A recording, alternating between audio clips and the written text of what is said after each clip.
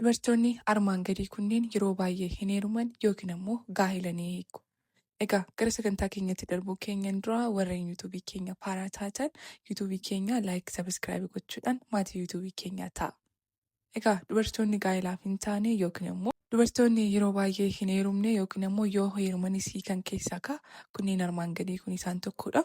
Tokkoffaa dubartoota baay'ee babbareedoo ta'an. Dubartoonni baay'ee babbareedoo ta'an gaa'ela keessa seenuuf hafuura qulqulluun gargaaramuun isaan barbaachisa. Dubartoota kanneen dhiirota baay'eetu isaan barbaada. Sababa kanaaf filannoo baay'ee qabu. Filannoo isaanii keessaa tokko filatanii murteessuuf yoo rakkatan ni mul'atu. Bareedina isaanii kanas yeroo baay'ee madda galiitiif kan oolchanidha. Lammaffaa dubartoota sadarkaa barnoota isaanii baay'ee ol ka'oo ta'edha. Egaa akkuma beektan dubartoonni sadarkaan barnoota isaanii baay'ee ol ka'oo ta'an fakkeenyaaf PhD qaban gaa'ela godhatanii keessa turuufis waaqayyoon eebbifamuun isaan feesisa malee gaa'ela keessaa warreen hin turre keessaa isaan tokkodha. Sababni isaas sadarkaan barnoota isaanii akka of danda'an isaan taasisa waan ta'eef. Keessattuu mukaa kaampaanota gurguddoo keessa dubartoota iddoo olaanaa jiranii fi qabeenya guddaa qaban fudhadhaatii ilaalama. Hedduun isaanii warreen gaa'ela hin qabne yookiin immoo heerumaniitoo warreen hiikanidha. Baay'een isaanii gaa'ela hin qaban jechuun ni danda'ama walumaa galatti.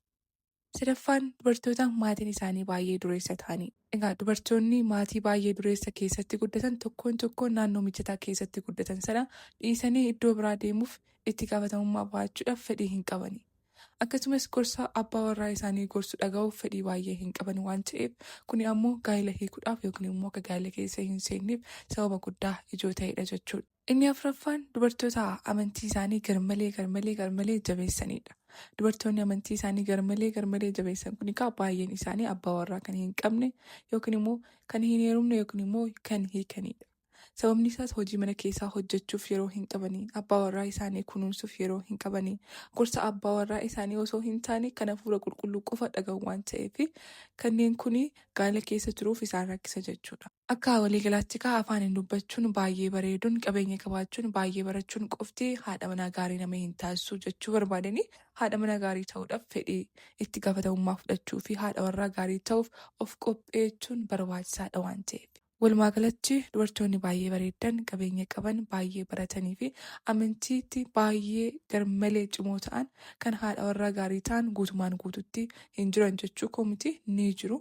Garuu ammoo jarreen kun baay'inaan yookiin immoo hedduun isaanii gaa'ela kan hiikan yookiin immoo gaa'elaaf kan hin taanedha jechuun barbaadanii warreen yuutuubii keenya haaraa taatan laayik sabiskiraayib gochuun maatii yuutuubii keenyaa ta'a. Horaa bulaa.